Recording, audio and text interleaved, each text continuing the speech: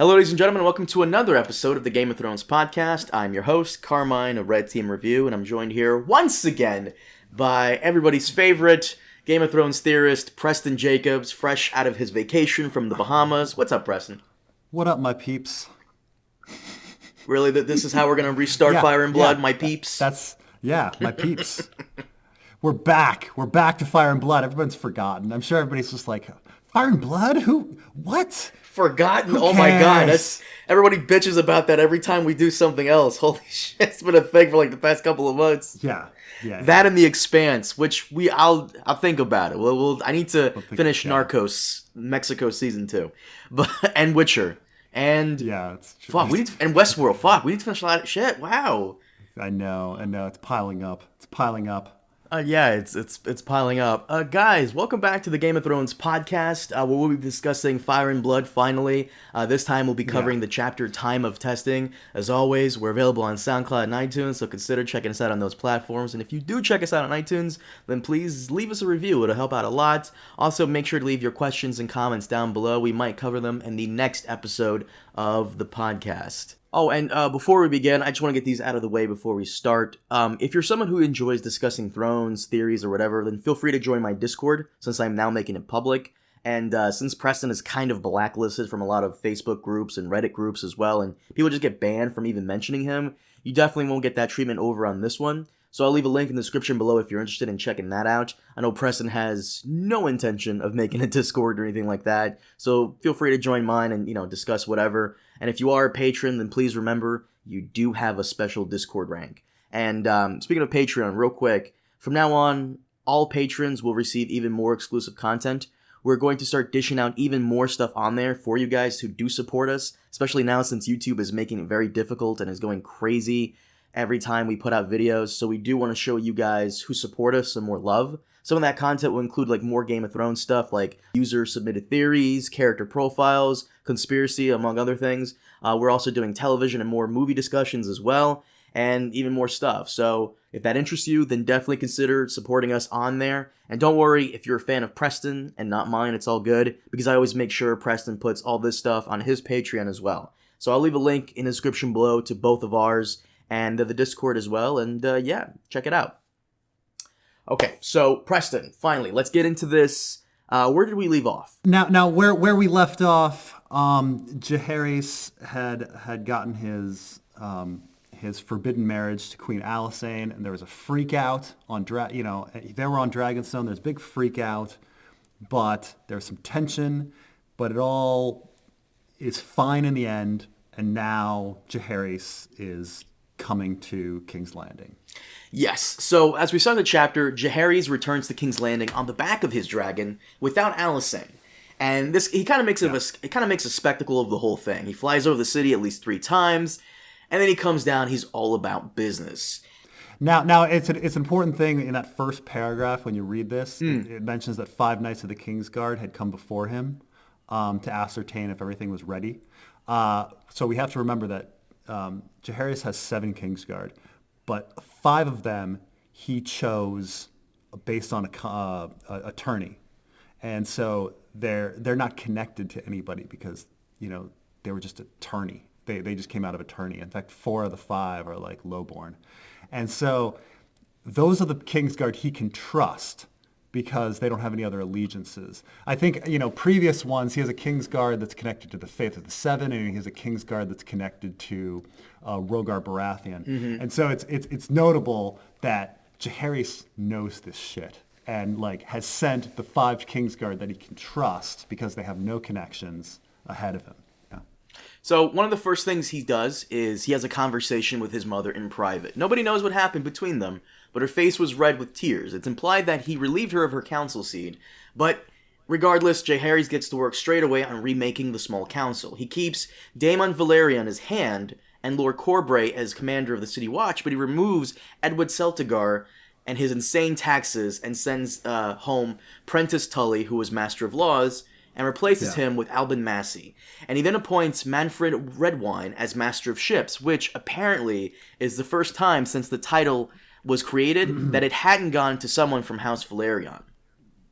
Yeah, so there's a lot going on in all of this. So keep in mind, again, the Grand Maester at the time is Grand Maester Bennifer, not Yennefer.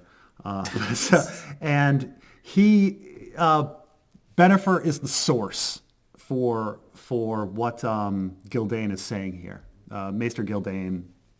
The author is George R.R. Martin, but the author is Maester Gildain. But the source here is Maester Bennifer, and Bennifer is a biased source, and we know he's a biased source because he actually, during the reign of Maegor,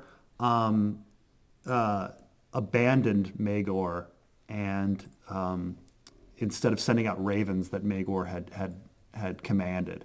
And so he is certainly about interfering with the realm's affairs. So we kind of know that like the story we're getting on everything is through the eyes of a very biased source, Grand Maester Bennifer.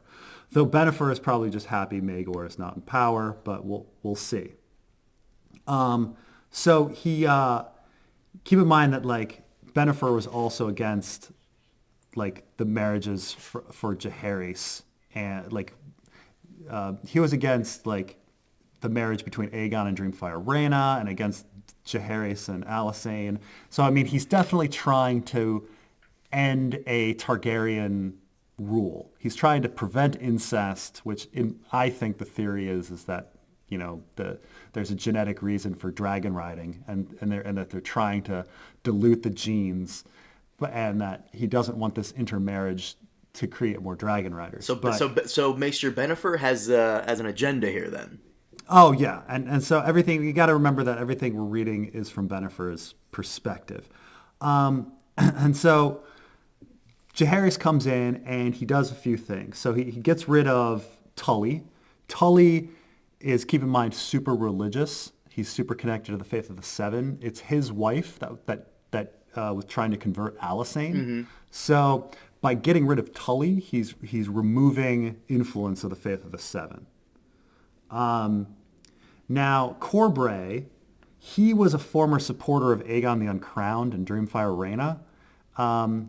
And so he protected Arya Targaryen as well. So he seems to have allegiances, Targaryen allegiances, but not necessarily Jaehaerys allegiances. But nonetheless, Daemon Velaryon, that's the queen's brother, and Jaehaerys is half brother. So Jaehaerys is half Velaryon. So he keeps around. You said he got rid of? He kept him around, or did he get rid of him? No, he keeps Daemon Velaryon as hand and Lord Corbray as commander of the City Watch. Yeah. So you can see that like he kept a loyal. Well, one, he's half Velaryon, so like he keeps around Daemon Velaryon, thinking he's going to be loyal. He keeps around Corbray because Corbray was very loyal to Targaryens as well. Mm-hmm. Not necessarily him, but to Targaryens. He gets rid of Tully because Tully has connections to the faith of the Seven. And he gets rid of the Celtigar guy because the guy just had insane taxes. Well, Celtigar is funny because Celtigar is almost too pro-Targaryen. So keep in mind, Celtigar was in power under Maegor. And he urged Maegor to marry Dreamfire Rhaena. He urged polygamy.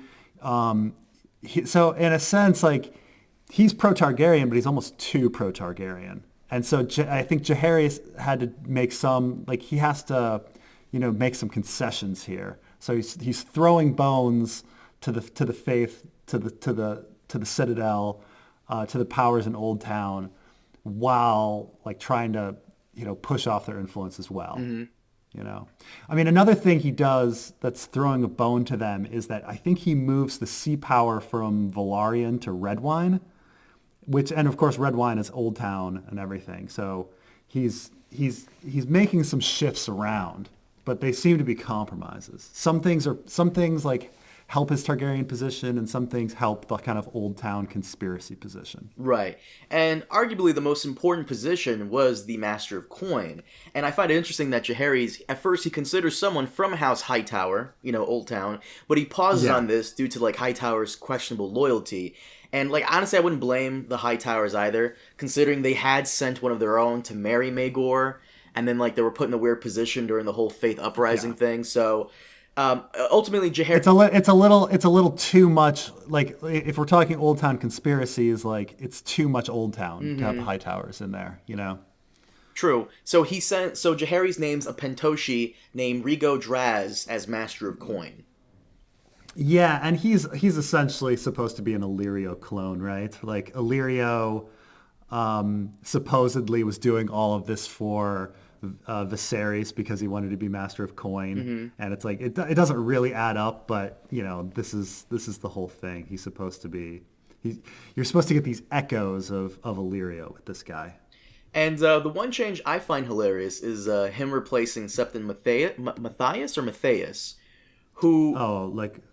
I mean, it's weird because like... well, in German, they would just say Matthias. Matthias. Yeah. So. But apparently Septon Matthias doesn't take the decision well, and he leaves King's Landing like a gilded wheelhouse with like a bunch of guards and servants in tow, and just happens to pass his replacement, who is Septon Barth, on the road riding a donkey without any entourage. Right. the incredible Septon Barth, who we're going to be hearing a lot from. Barth is originally from Highgarden, so maybe he has connections to Tyrells.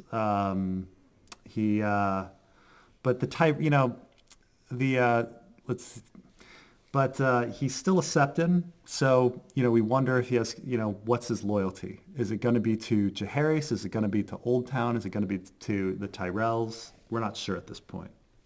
But despite all that, Jaehaerys goes further down the line and replaces even more people that weren't even nobles. He replaces the harbor masters, the jailers, the rat catchers, and even had the dungeons emptied to allow the prisoners to make their own appeal. But basically, he's cleaning house. A good chunk of the first couple pages of the chapter, he's just cleaning house, just in case there were those who were still somehow loyal to either Maegor or Rogar Baratheon in some way.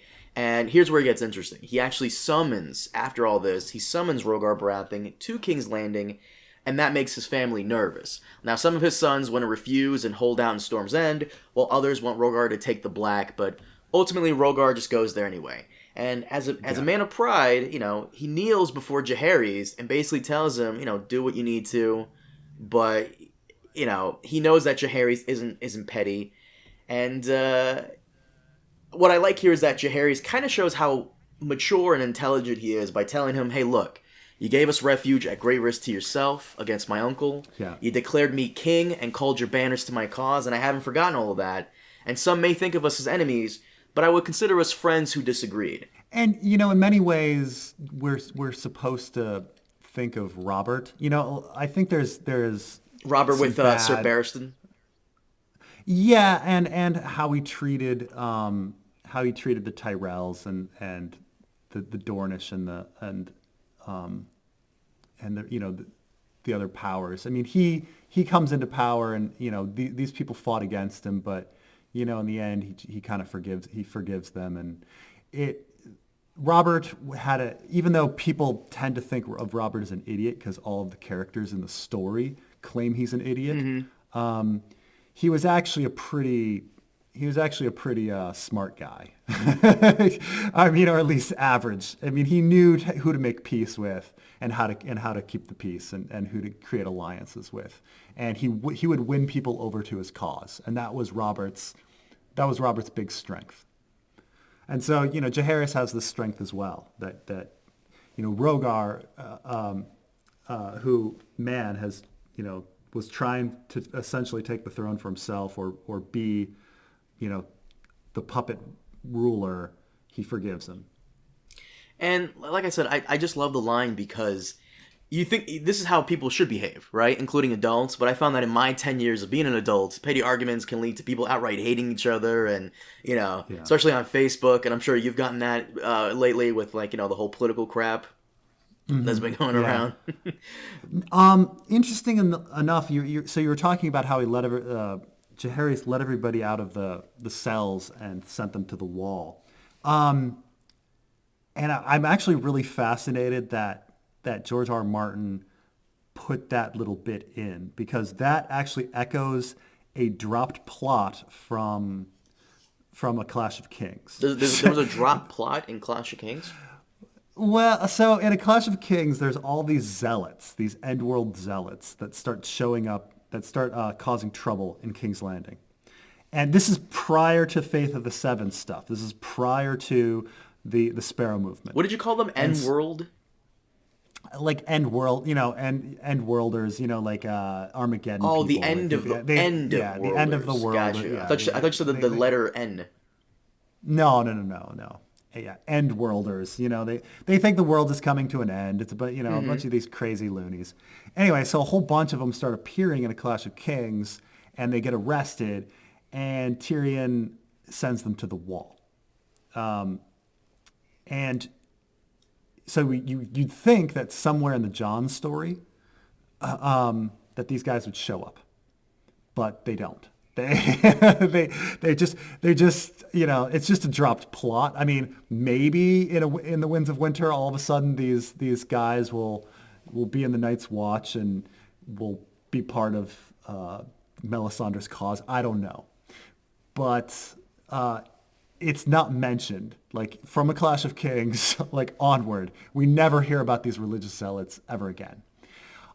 So what's fascinating though is that George R.R. Martin decides to echo it and mentions that he has these religious zealots and they're sent to the wall. And then he later caused some trouble at the wall. But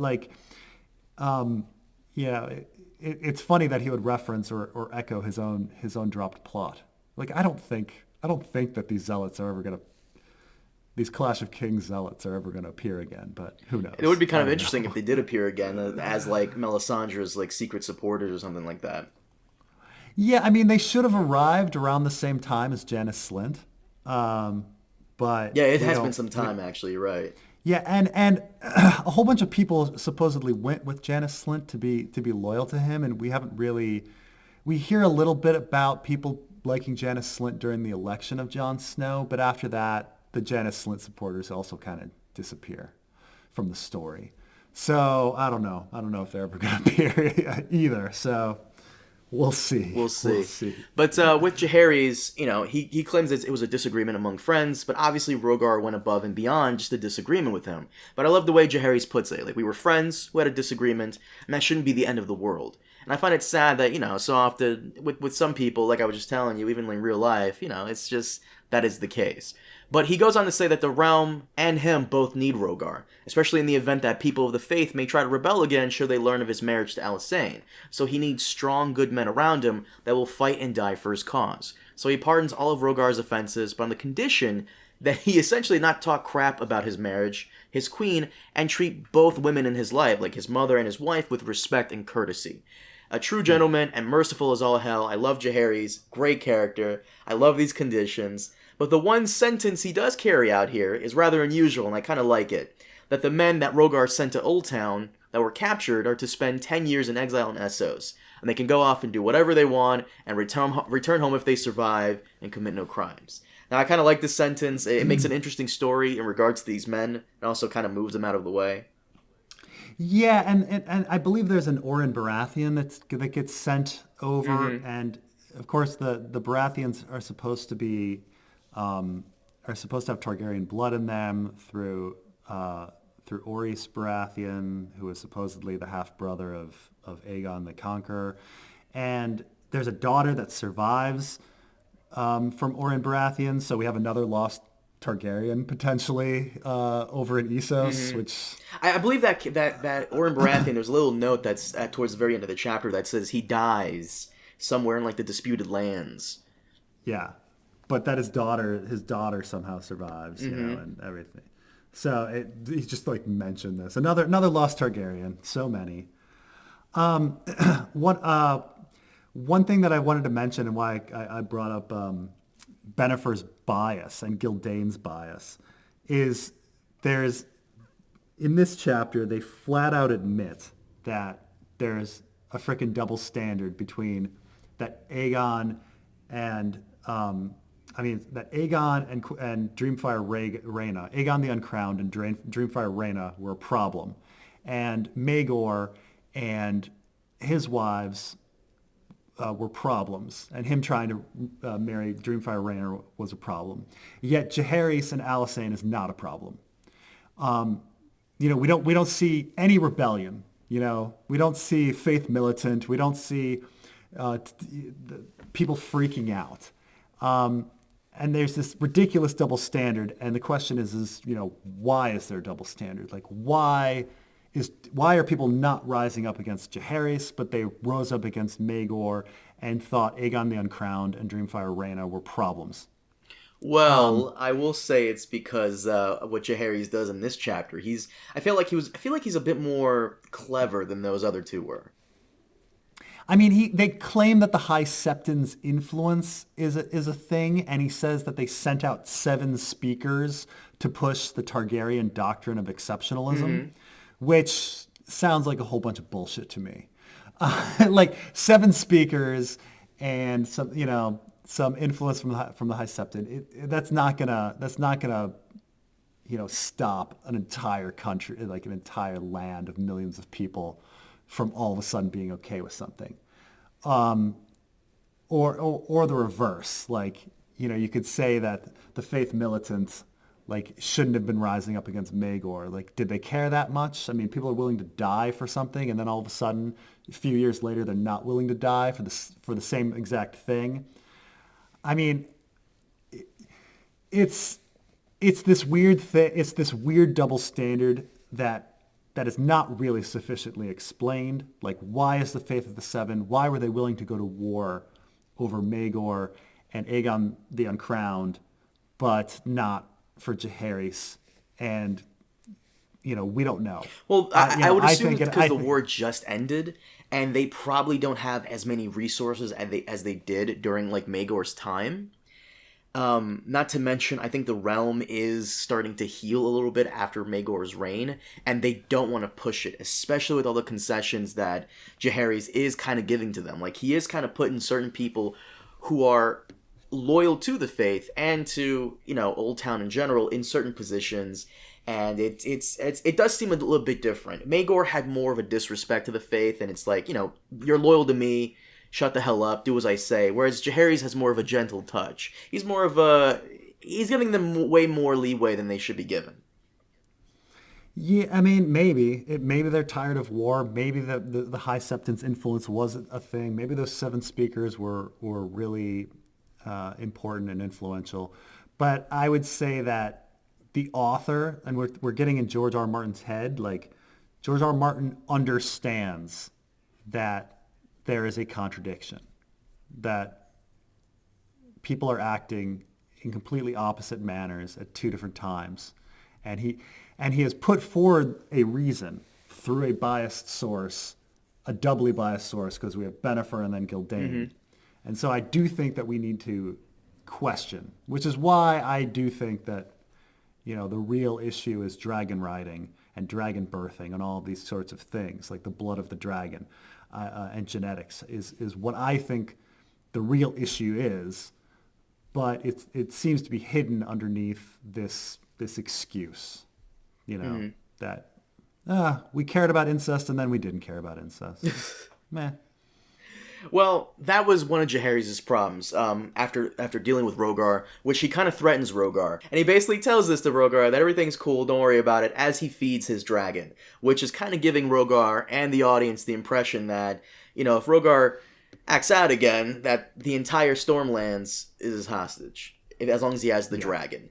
And I see where you're coming from here, because as long as the Targaryens remain in power with the dragons, that is a problem, especially for the Faith. So I do think that the Faith is kind of holding back a little bit and letting Jaehaerys do whatever he wants, so as long as he isn't crass like Maegor was. But you're right, that is one of the problems he had to face. How is the realm going to take his marriage to Alysanne? So he did send out those people. I believe one of the women and men he sent, one of the women were one of Maegor's wives? Yeah, I think so. I'm forgetting where and which wife, but yeah, he does send out these 7 people in order to spread the word that incest is best. Well, he sends out men and women. He had three. So Jaehaerys had three problems. The first problem was coin. We need coin. That's why he replaced the Master of Coin with the guy from Pentos. The second problem was we can't have another faith uprising. We need to get the small people, the common folk, to his cause. So he sends out the 7 people. To essentially just tell the common folk, like, hey, look, Alysanne is a great person, she's awesome, she's very kind, so on and so forth. And what I do like is that whenever one of the small folk says, yeah, but what about the incest? Jaehaerys was right on top of that, and he basically educated and counseled these people he sent all over to essentially counter any argument they might make. So I think one of the arguments was, what about the incest? You know, in the Faith of the Seven, it's gross, you can't do it. And one of the counter arguments to this that Jaehaerys constructed was that the gods made us all equal, but not the same. The god made us all, but not the same, right? That what was it? What was the quote the guy used? The gods made the lion and the ark, but you know one of them is they're both fierce creatures, but they're both different. Wasn't that the thing? And so essentially, that's what I love. Jaehaerys is one step ahead. He's clever. He's intelligent. He's just trying to she's trying to calm everything down as much as possible, because I'm sure there are dissidents out there, regardless. But this way, they're not as intense as they were with Maegor. Oh, I'm saying, but you know, if we are talking about like the Old Town conspiracy, you know, winning. They're in a fairly good position in that they're sending Septon Barth, and the head of the Kingsguard is heavily connected with the faith. So, you know, it's not over. I think, in a sense, this is like a loss for the Old Town conspiracy, but you know, it's not over for them. They're gonna try to end this dragon rule, and so we'll see. How it goes. In one way or another. In one way or the other. And the last problem that Jaehaerys had to contend with during his first year as king was his sister Rhaena, Dreamfire Rhaena, who had been moving about the realm looking for her own refuge. But every time they arrived somewhere, the people were either too welcoming or not inclined to offer a place. When she did stay somewhere, she knew all those lords were after a dragon of their own. So Jaehaerys suggested that she come back to court, but Rhaena doesn't want to. She doesn't want to live in his shadow, especially since her claim is a bit better than his. But all she wanted was, you know, like a place of her own. All she ultimately wanted was Dragonstone and her daughter. And Jaehaerys would eventually give her Dragonstone as a gift, not a right, which was kind of important here. And, the chapter ends with her getting these things. And, So, of course, we're supposed to think about Daenerys with Dreamfire Rhaena, because, you know, obviously she's going place to place just like Daenerys and Viserys used to go. And she found that wherever she went, they wanted power, they wanted her dragons, and we're supposed to think the same thing because this is what happens to Daenerys. So we're, you know, in that same sense though, we're supposed to remember that Daenerys clearly has special blood; she can hatch dragons.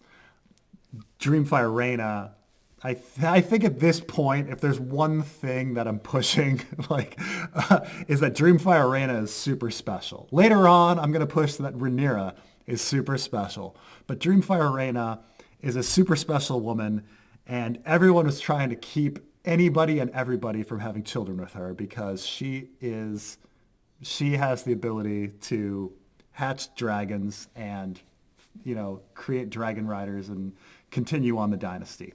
Anything and everything was done to prevent anyone from marrying her. Maegor the Cruel was not able to marry her. Aegon the Uncrowned was not able to marry her. Or you know, be with her, and Jaehaerys was not, and so now, you know, she's this powerful character. Well, she has this powerful blood, but her politically speaking, her power is waning as Jaehaerys is consolidating. You know, she was the queen in the West, and now she seems to be less than that. So, you know, when Jaehaerys says, "Oh, you can come back to King's Landing," I mean, does she trust him? That's the one thing, is does she trust going back to King's Landing? Well, it says here she doesn't want to live in his shadow, which I can kind of understand that, since her claim is better. But this is also like the bias, right? Was that her real reason? But she wants to go to Dragonstone. Now, that's what I think is interesting. What's on Dragonstone? Dragon eggs.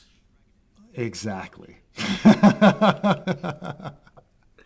So she's smart. She's like, look, like if she's realized that she can hatch dragons, like Daenerys can, that she's special, and she gets sent to Dragonstone, she will hatch, and she'll have all the dragons to herself, you know. Mm-hmm. And that's what I think. It's a clever move that she did.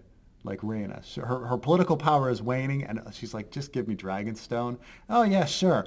Oh, give me all of the future dragons. It's funny too because it's something I've noticed. So far, only the women have been able to produce more of these dragons and dragon riders. Have you noticed that too? Yeah, What's up with that? I mean, I have a theory that it has to do with double X chromosomes, Ooh. but whatever the case, it is true that I would say that there's, you know, we know that Daenerys is special. We're pretty sure that Rhaenyra is pretty darn special, and we're pretty sure that Dreamfire Rhaena is pretty darn special. There might be other special people like Visenya and Rhaena, the Conquerors, but like, we're pretty positive that those three women were super special. And I'm not saying there aren't specific males that people were really against ruling, like Daemon Targaryen, the Rogue Prince. People were really against for some reason, and Daemon Blackfire, people were really, really freaking against him ruling, and Maegor the Cruel, people were really super against him. So there are some men too that people have bias against, almost irrationally so. Like when you see how much people freaking hate Daemon Targaryen, you're like, what's the deal? Jeez. You tolerated some other assholes, but not the Rogue Prince. All right, so maybe it's a gender thing, maybe it's chance, I don't know. But there's certain individuals that almost irrationally, everyone in the story is like, no, they can't rule. It's almost like like Targaryens every now and then have like this chosen one who's always a female that can do this special thing that nobody else can. Yeah, I mean, it's very George R.R. Martin to have that. Like, the dangerous women. People are trying to keep them down, because they're too powerful. But this chapter I actually really liked. Jaehaerys, I could see this as like a montage type of thing, like him just sitting down and just, okay, we're replacing the Ratcatcher, Harbor Master, Master of Coin, so on and so forth. We're sending out 7 people to talk about Alicent and how awesome she is, so on and so forth. I can see this as a montage if they decide to adapt this as like a television show, because we still don't know where Fire and Blood's really going to take place. I think a lot of people are saying that it's going to be all about the Dance of the Dragons. I hope it just covers all of Fire and Blood. So if they do cover this, yeah. I hope it's a montage, because the guy's clever. I'm actually really starting to like the character of Jaehaerys. Yeah, I mean, he's an interesting character of like in between all of these wars where people have agendas. Jaehaerys is playing he's the conciliator. Like, he's able to work the system and be political and survive, and rules for 55 years or something, so it's he's a smart one. He's a smart one. I don't know if we have a Targaryen who is as smart and savvy as Jaehaerys and Alicent. And I gotta say, man, I do love the whole the faith is behind the whole thing, because for you it really seems like the faith is just like this hidden enemy here that everybody's not really paying attention to. Granted, I might be down a rabbit hole of confirmation bias, but it's just when I read through this and I see just everyone irrationally doing certain things, like just being so irrationally against Dreamfire Rhaena, and later being so irrationally against Rhaenyra. You just got to say, well, what's the reason? Like, there's got to be something, because the excuses that they're giving just, they don't add up. Oh, they can't get married because of incest. But later incest is fine. It just doesn't, and especially when we get to, down the road, we're going to get to Rhaenyra, where they're like, oh, who do we want to rule?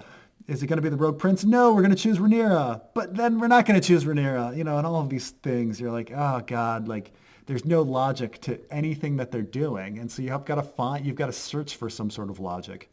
And the only thing I could think of is the genetics and the dragon riding. Well, but at the same time, though, incest is a problem until they fight about it, and then the whole realm goes downhill, and then, you know what? Maybe let's just give them incest just one time.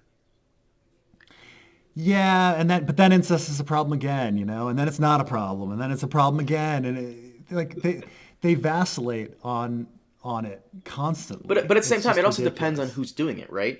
Because you're more inclined to attract more what is it with more flies with honey than with vinegar, something like that. What was it? Like it really? I guess at the end of the day, the people who are saying incest is horrible, it really depends on how you treat those people. I mean, it's just kind of ridiculous to me that your previous ruler. I mean, you had Aegon the Conqueror, and he was a polygamist, and then he's dead only a few years, and Maegor wants to do the same thing, and they're like, no, and then they're like, you can't, and then they says, okay, Maegor wants to marry his niece, which, by the way, is completely fine in Westeros. All right, uncles marrying nieces is completely okay. But all of a sudden they're like, oh, incest. Like, in A Dance with Dragons, like Alice Karstark is running away from an uncle-niece, marriage. Like, it happens. So all of a sudden Maegor marrying Dreamfire Rhaena is a problem. Uncle-niece, it doesn't make any sense. And they're like, oh, it's incest. You can't. That's not incest. Not according to Westerosi standards. But then later, a brother and a sister, that's clearly incest by all definitions, is fine. And it's none of it adds up. None of it adds up. But overall, I really liked the chapter. I thought it was a good chapter. Kind of a short chapter, actually, but to get the point across that Jaehaerys is a very clever and savvy guy. Did you really enjoy the chapter? Yeah, no, it was great. It was great. But again, I'm sitting there going through it going, come on, this is so obvious. But again, I might be just, it might all be confirmation bias. I don't know. But if if you're listening to us, you're probably on my side rather than being against it, but that's what I just see. It just getting hit over the head over and over again with the illogic of what's allowed, morally speaking, in Westeros, and trying to come up with an excuse why. And I will say, I do find it kind of interesting that there's this hidden agenda with the faith and how much they hate the Targaryens and plot their downfall.